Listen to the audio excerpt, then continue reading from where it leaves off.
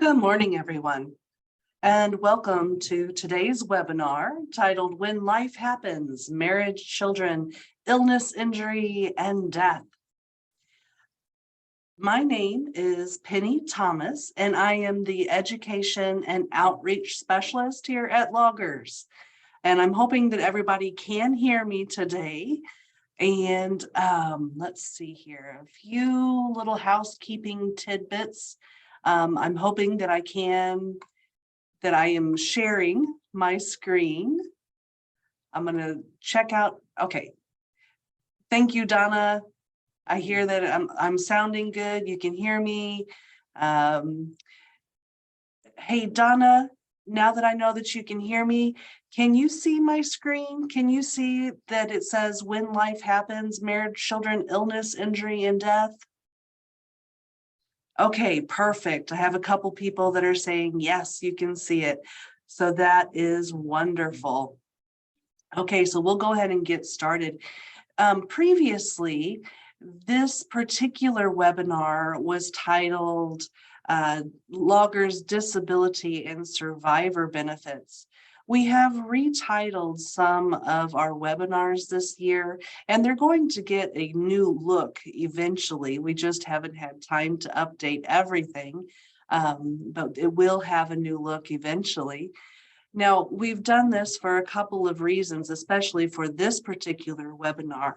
One of the things that we're finding is that people tend to leave off the notion that they need to make sure that they update their beneficiaries when they have a change in life. So that's why we really renamed this whole presentation. So even though today we're going to focus on disability and survivor benefits, we want to make sure that anytime that you have a change in life, whether you are remarried or married for the first time, or if you are divorced, or you have a new child, or if a child becomes independent and moves out of the home where they no longer need to be listed as a beneficiary, that those are changed. And we want to talk about the ways in which you can change those beneficiaries. The best way that you can change your beneficiary is to do that through your MyLoggers account. Now, if you don't already have a MyLoggers account, it's pretty easy to establish one. All you have to do is go to mologgers.org, and that is our official website, mologgers.org, MOLAGERS.org. And underneath the large banner image on the bottom right-hand side, you're going to see a little login for MyLoggers. Click on that, and there you'll be able to click on Enroll Now, and it'll step you through the process of developing your own MyLoggers account. And once you've established your own MyLoggers account, you'll have your own username, your password, your security questions. You'll be able to do things like run your own benefit estimate. Whenever it comes time to actually apply for retirement, you'll be able to do that online. If you're interested in purchasing military service, you can run an estimate on how much that would cost. And another thing you can do is take a look at who is labeled as a beneficiary under your account, and possibly change those beneficiaries in your MyLoggers account. So another way is to do it through paper form. You can access that paper form again by going to mologgers.org, and under members, finding forms, and under forms, finding the change of name or beneficiary. Complete that, make sure it's signed, and return that to us, whether it's by fax or email, or if you want to send it by standard mail, we'll accept any of those ways. Okay. Now, if you don't have access to a computer, you can always give us a call and ask for us to send you a change of beneficiary form in the mail, and we are more than happy to do that for you as well. Okay, but don't forget, it's always very important to stay up to date on your beneficiaries should anything happen to you. Okay, so let's go ahead and dig into today's webinar. It shouldn't be very long webinar today. We're talking maybe 30 minutes, 40 minutes tops. I do want to be able to answer any questions that you might have. So in order to do that, even though I can't hear you, I can see the questions that you can type in. So if you run your mouse over the top of the screen or the bottom of the screen, you'll be able to see either the chat or the Q&A bubble. Click on that and type your questions in as we go along, and I'll try to address any questions that come up, okay? All right, let's go on here. Let's take a look right off the bat. We're going to talk about as part of your loggers benefit, like as soon as you start becoming a member of loggers, you start working for a loggers employer, you or your survivor may be eligible for a disability or survivor benefit. So let's talk about that eligibility and what that means. Okay, let's look at disability benefits first. Disability benefits. Now, loggers classifies disability benefits in one of two ways, two different categories. There's either non-duty related disability or duty related disability. And as you can imagine, non-duty is whenever you become permanently disabled, whenever you're not at work. And duty is based on if you are at work and you become permanently disabled or the disability was caused from work. Okay, so let's look a little bit deeper into this. With the non-duty related disability, in order to be eligible to receive this benefit, you have to be vested. So in order to get this monthly benefit, you have to have worked 60 months already for a loggers entity, 60 months, 5 years, okay?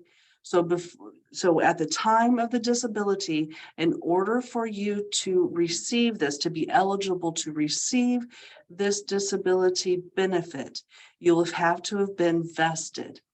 Now, as far as how this benefit, how much it's going to be, how is it calculated? For a non-duty related disability, it's calculated using the current service credit and the current final average salary. Now, if you're not familiar with the way that loggers calculates retirement benefits, that's vital to understanding how it calculates disability benefits because it's the same way. The way that we calculate retirement benefits is we take your employer's multiplier, which is anywhere from 1% to 2%, or if you don't pay into Social Security, it could potentially be 2.5%. But again, anywhere from 1% to 2%. So it's either 1%, 1.25%, 1.5, 1.75, or 2.0.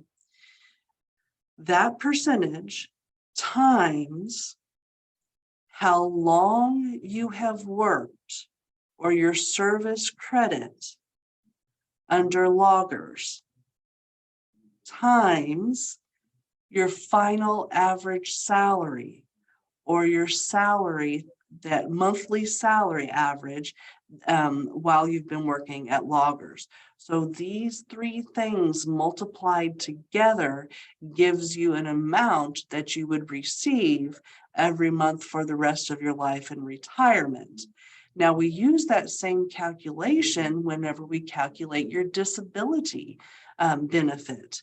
Except this time it's calculated using whatever is your current service credit. So we're not waiting until retirement eligibility age.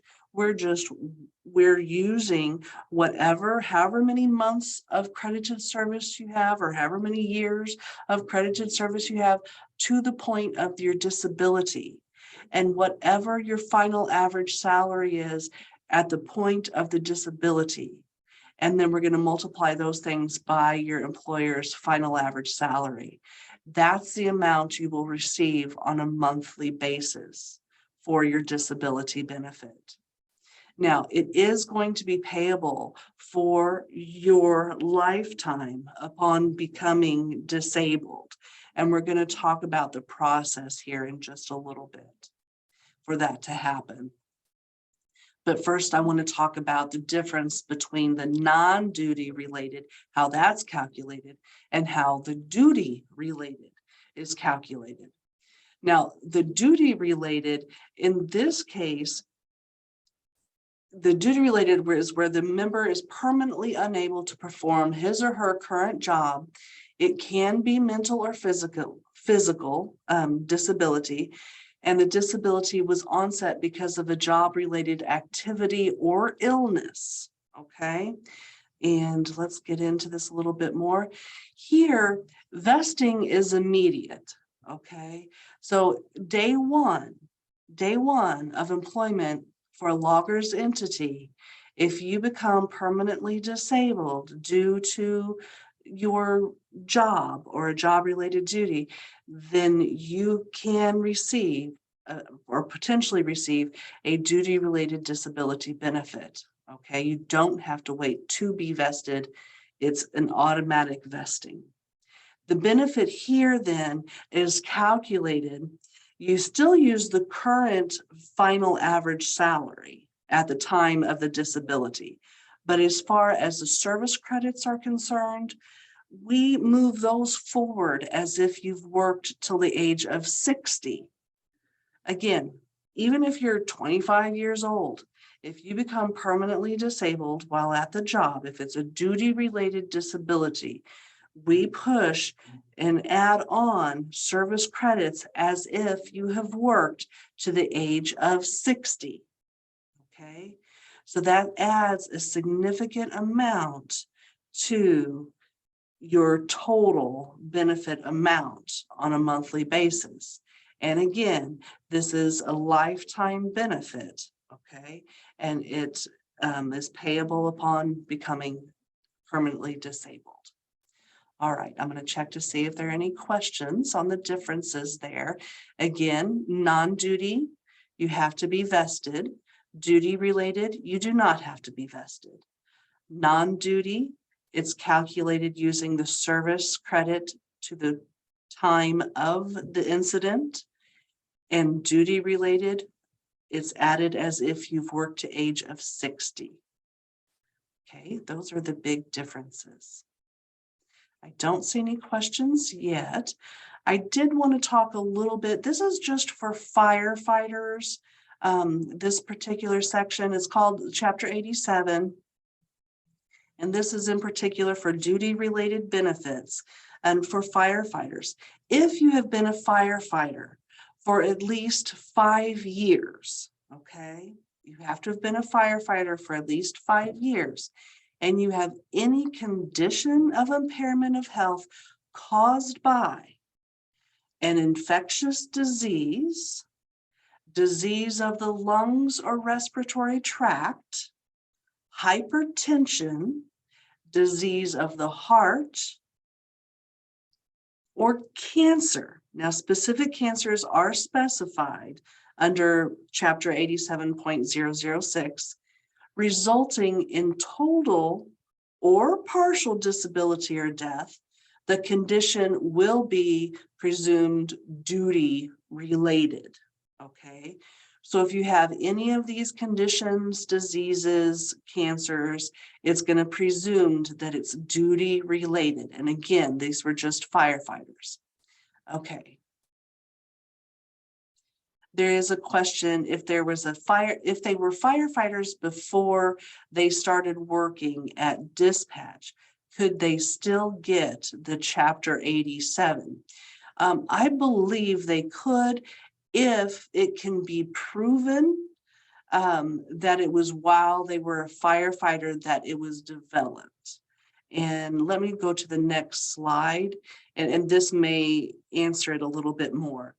They have to be a paid member of any county, city, town, fire district, or other governmental unit. and have been in service 5 or more years.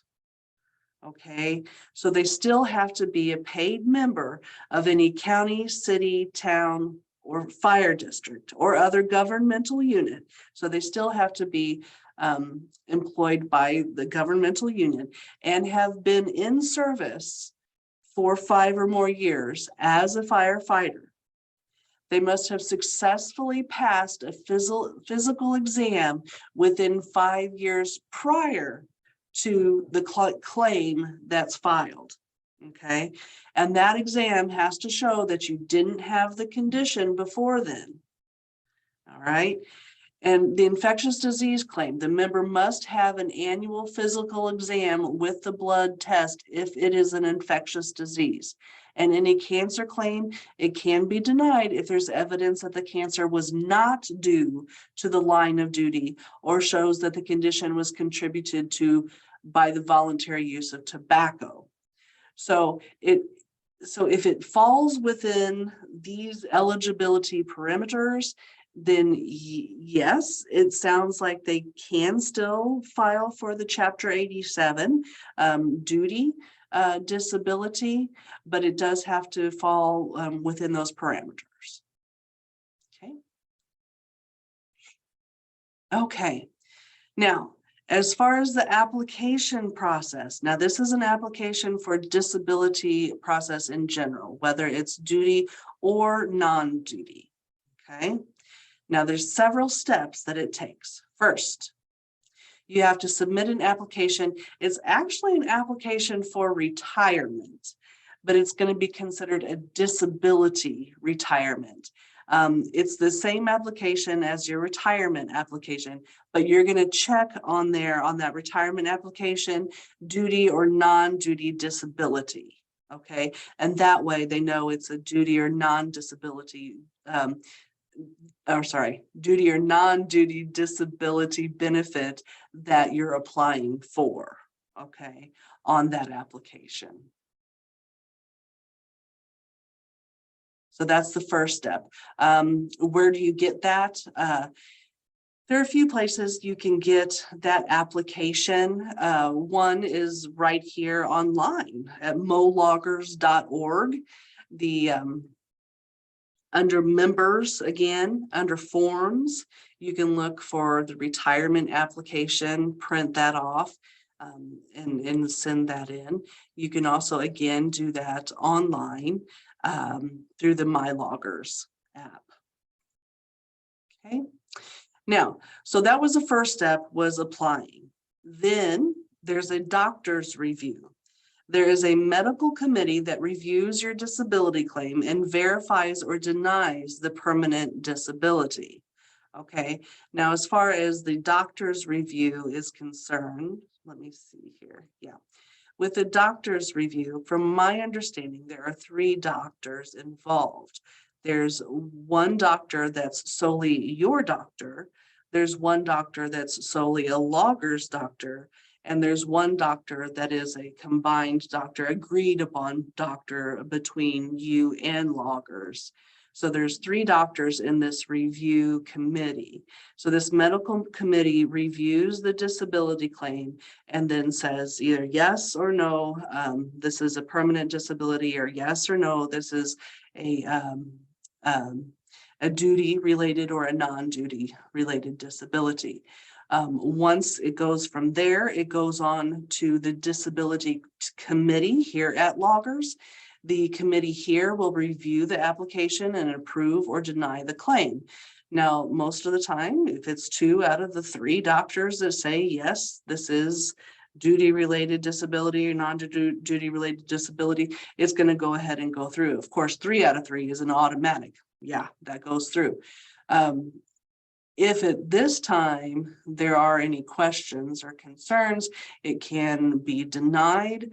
Anytime that there is a denial, there's always an appeal process. You can appeal. There are times when people have applied for duty-related disability, and at this point it is denied as a duty-related disability, but then it can be appealed and resubmitted as a non-duty related disability, and then it can go through. So it's really dependent on every situation that goes through, but there's always, again, it's based on each unique situation that comes through, okay?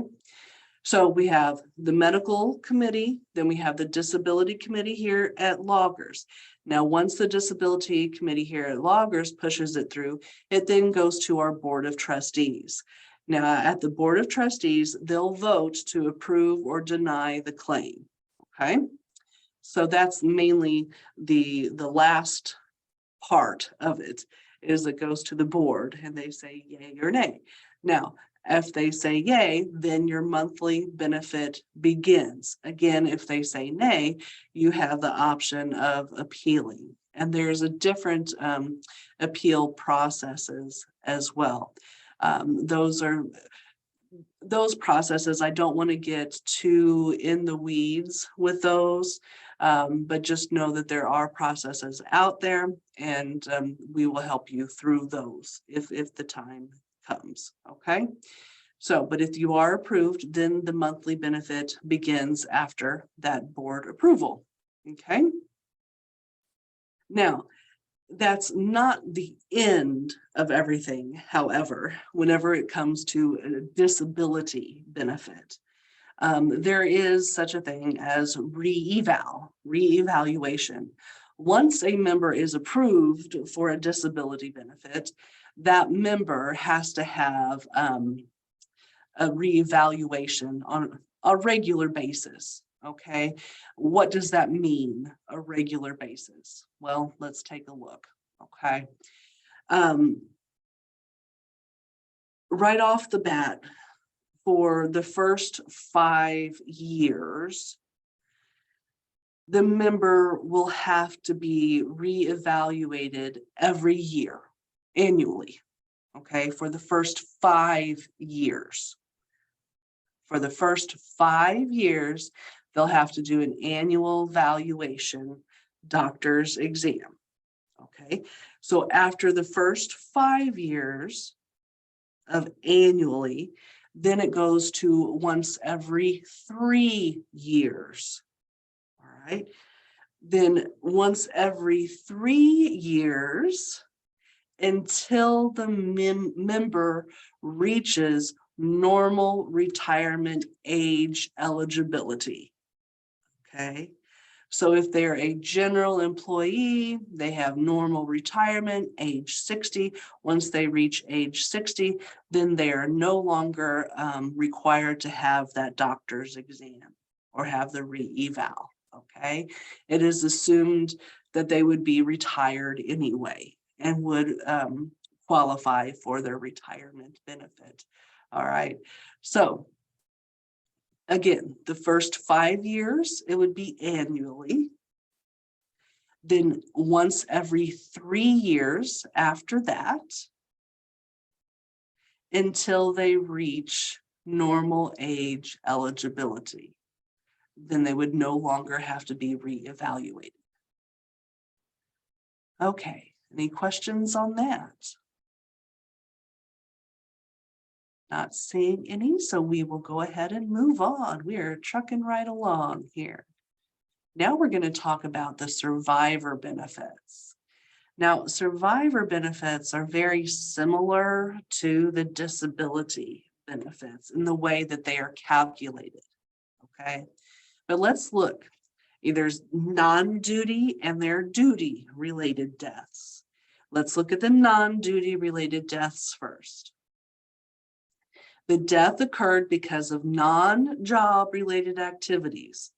And in this case, just like in the disability, in order to be eligible for this benefit, the member must have been vested. So the member must have already worked 60 months or 5 years for a Loggers entity. And the benefit is calculated using the current service credit and the current final average salary, just like the disability. All right. And again, that's on non-duty related deaths. Now, on duty-related deaths, again, the death has to have occurred because of job-related activities. Again, just like in disabilities, the vesting is immediate. So day one of being a loggers member, you are eligible if it's duty-related death. Now, benefit is calculated with the service credit extended to age 60, just like the disability, okay? The difference here is who actually gets paid. In this case, it's a survivor benefit. So who is considered the survivor? All right. Legally, it will go to the spouse first. Logger survivor benefits are paid firstly to a surviving spouse. If there's no surviving spouse, then it would be paid to dependent children. All right. Now, as far as how much is this benefit, is it the same amount as what the member would receive? Not necessarily. Okay. If it's going to the surviving spouse, it's going to be a lifetime benefit. All right, it will be a lifetime benefit. It's going to be based on what we consider is payment option A. And what that boils down to is about 60% of what the member would have received. Okay. So again, those calculations, you use the employer's multiplier times the service credit times the final average salary. Those three things multiplied together would give you the member's benefit. Here, we'd take about 60% of that. That's what the spouse would receive every month for the rest of his or her life for the survivor's benefit. Okay. Now, if the death was non-duty related, the spouse must have been married to the member for 2 years prior to the death or onset of that fatal disease, okay? Unless it was an accident, and then that's thrown out, okay?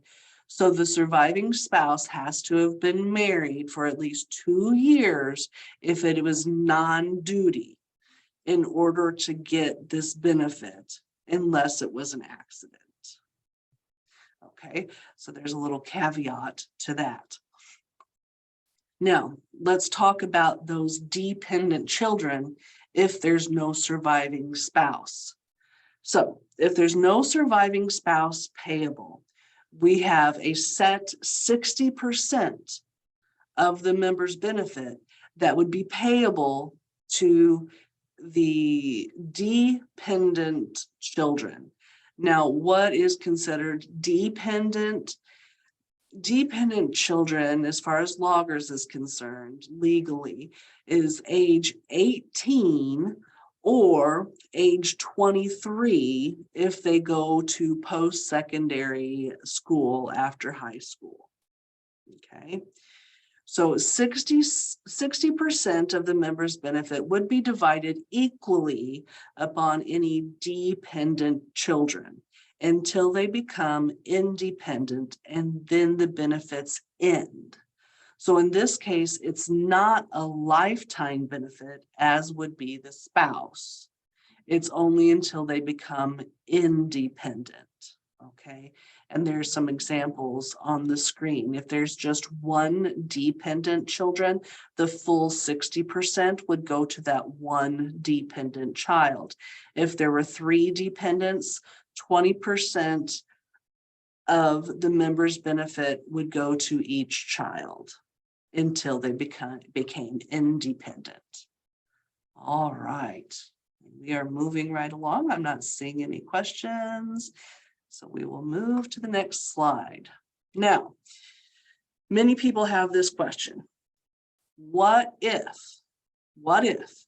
there's no surviving spouse and there are no dependent children?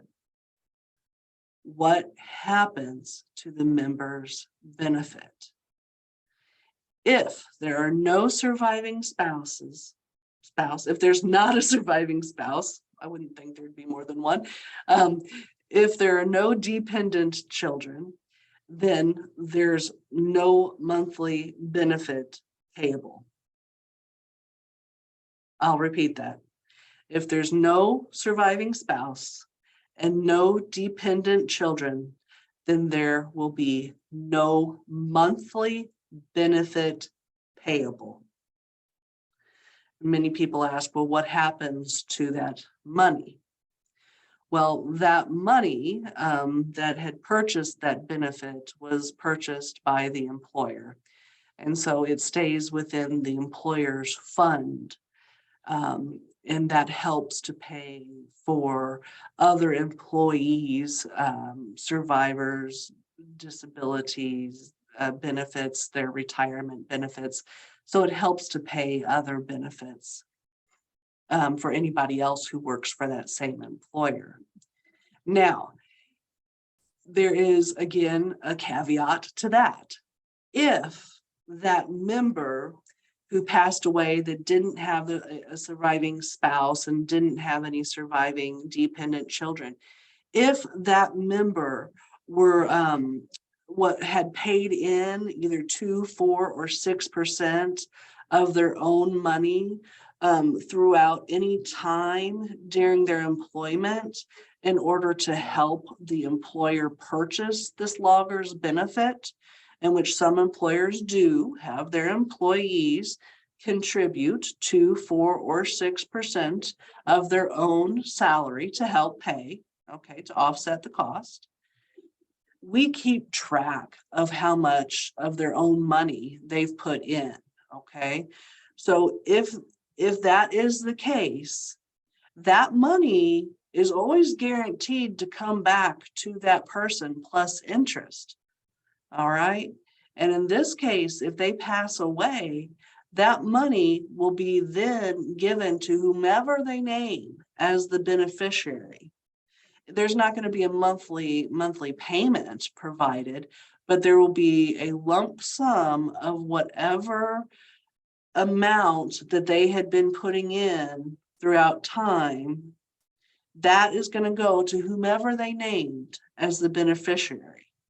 Okay, so it's not necessarily going to be that monthly survivor benefit amount, but it's going to be the lump sum of whatever contributions they were making throughout time, whether it was the 2, 4, or 6% of their own salary that they were putting in. Okay, are there questions on that?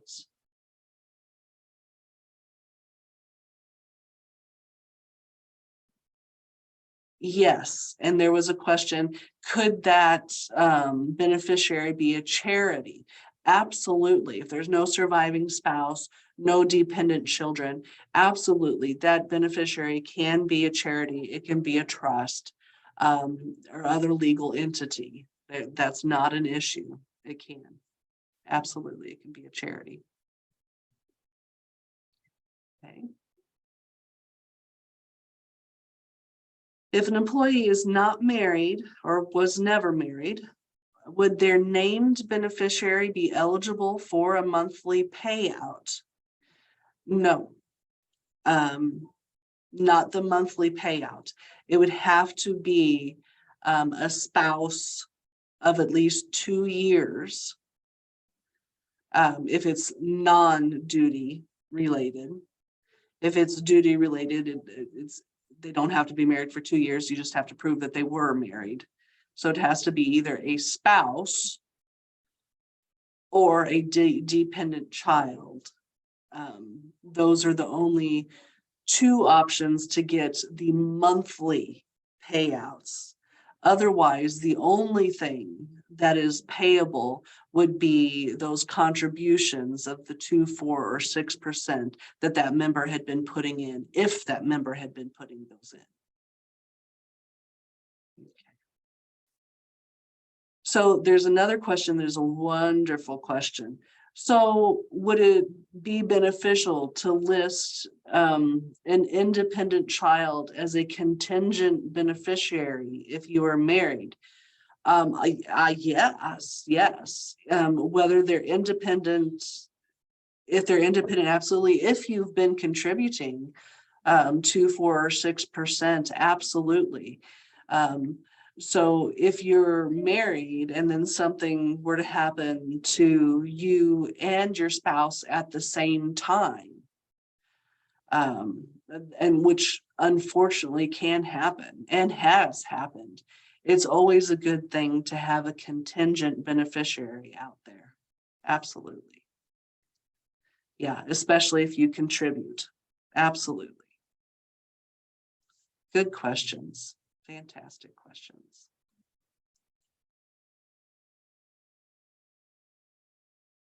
Okay.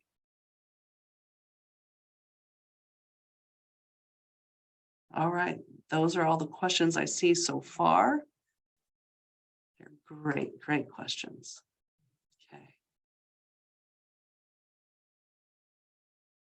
All right. That is really all I have on disability and survivor benefits. Again, this is just a reminder that if anything happens in your life, such as marriage, children in and out of your life, make sure that you get your beneficiaries changed. And just as one member has suggested, list contingent beneficiaries too, because you never know what might happen. Unfortunately, you just don't know from one day to the next. You can be traveling along, having the time of your life, and all of a sudden, especially with the weather nowadays, if we're up north at all today, apparently they're getting hit really hard with some horrible, horrible weather. You just never know what might happen. And it's always a good thing to have a contingent beneficiary in case both of you, something were to happen to both you and your spouse at the same time.